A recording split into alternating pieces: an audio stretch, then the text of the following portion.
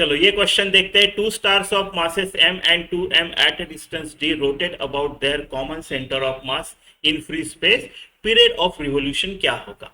ठीक है, देखो ये मान लो m मास है और ये इन दोनों के बीच का d डिस्टेंस है और ये 2m मास है। ठीक है, अभी ये एक दूसरे का ग्रेविटेशनल फोर्स के इन्फ्लुएंस में राइट रोटेट कर रहे हैं, मान लो ऐसे रोटेट कर रहे हैं। और रोटेशन अबाउट क्या है? Centre of mass. ये 2m के पास ज्यादा रहेगा, मान लो इधर कहीं, तो अबाउट दिस पॉइंट वो रोटेट कर रहे हैं। ठीक है, तो ऐसे डायमेट्रिकली अपोजिट रहेंगे, तभी वो जो फोर्स रहेगा वो टुवर्ड्स सेंटर रहेगा। Centripetal force is provided by gravitational force in this case. ठीक है, तो इसके ऊपर इस m को पकड़ लो, इसके ऊपर ऐसा पुल होगा, है ना। सेंटर ऑफ मास कहां पे होगा? ये टोटल डिस्टेंस d है, राइट, ये ऐसा रोटेट कर रहा है, टोटल डिस्टेंस d है इनके बीच में, तो centre of mass right 2d/3 रहेगा। तो xcm is equal to from o, अगर मैं देखता फ्रॉम दिस पहला वाला मास, इसको ओरिजिन अगर पकड़ता हूं तो m1 x1 इसका 0 और इसका 2m एंड d और total mass 3m 2d/3, right, ऐसा होगा सेंटर ऑफ मास। तो 2d/3 पे सेंटर ऑफ मास है ऐसा। अभी ये वाला m जो है इसको कंसीडर करते हैं, इससे कैलकुलेट करते हैं टाइम पीरियड ऑफ रिवोल्यूशन। तो टाइम पीरियड क्या होगा? 2πr/v ऐसा होना चाहिए इसका टाइम पीरियड आपका, है ना। ठीक है, तो 2πr इस r यानी o से डिस्टेंस, तो r इस केस में मैं छोटा वाला m को कंसीडर कर रहा हूं, कंसीडर m। तो m अगर कंसीडर किया तो r जो है वो 2/3 है, सेंटर से m का डिस्टेंस 2d/3 है।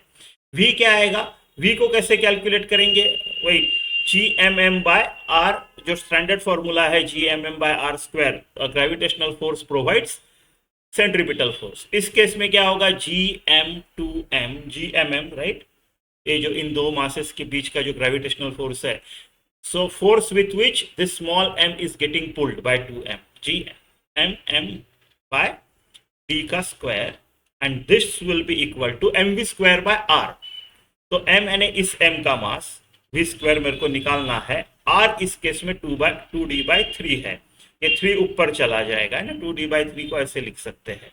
तो एक छोटा m काट देता हूं, इसको d बचता है यहाँ पे, राइट। सो 3v का स्क्वायर इस तरफ बचता है, 3/2 एक्चुअली, 3/2 v² इस तरफ बचता है, और इस तरफ gm/2gm/d ऐसे बचता है। तो मेरा जो v² आएगा वो आएगा 2 2 4 4gm/3d ऐसे आएगा।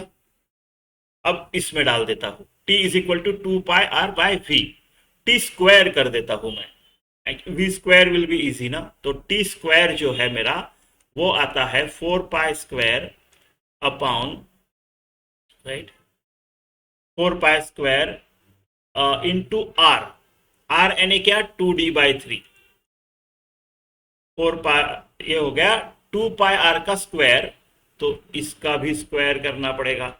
सो T square is equal to 4π² r² upon v² यानी 4gm/3d।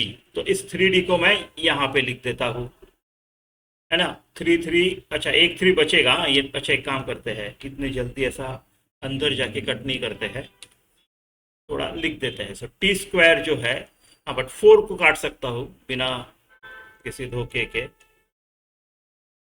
ये हो गया gm और ये आ गया आपका 4d²/9 इंटू 3d। अब बोल सकता हूं मैं 4π², है ना, इसको अब लिख सकते हैं अपॉन 3gm, 4π² अपॉन 3gm/d³, ऐसा ऐसा। तो फिर मैं टाइम पीरियड को क्या बोलूं? इसका रूट लेना पड़ेगा अभी सबका। तो 4π² का रूट क्या आ जाएगा? 2π, बाकी कुछ रूट नहीं, बाकी का रूट जो है अंदर d³ अपॉन 3gm, इसका कुछ नहीं हो सकता, तो ये ऐसे ही आपका सी ऑप्शन।